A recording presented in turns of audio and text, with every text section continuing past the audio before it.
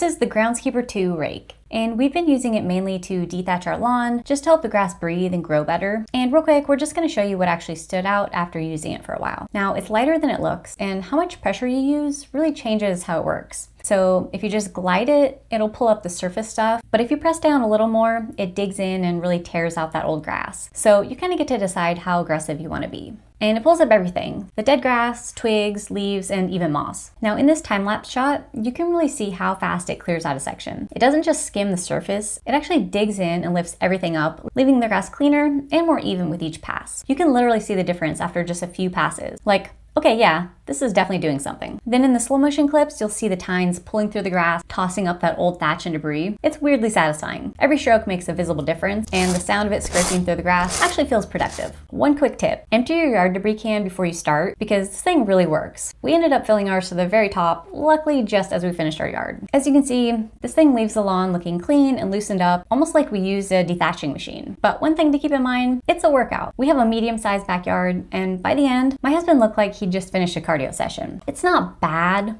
but just know you'll feel it. If we could change one thing, it'd be a slightly longer handle or even an adjustable one, just to save our back a little for when we're covering a big area. What we really liked though is how light and easy it is to store. No bulky de-thatcher taking up half the garage. You just hang this up and it's out of the way. Plus it doubles as a regular rake for leaves or cleanup. If your lawn's small to medium and you don't mind a bit of a workout, this thing's awesome. But if you've got a big yard, you'll probably want to go for a full de-thatching machine. Once we finished de-thatching, we leveled out the yard with some topsoil, and that went great thanks to our new leveling rake. You can see how that turned out in this video right here. Just give it a click and I'll see you over there. Oh, but real quick, don't forget to give this video a thumbs up.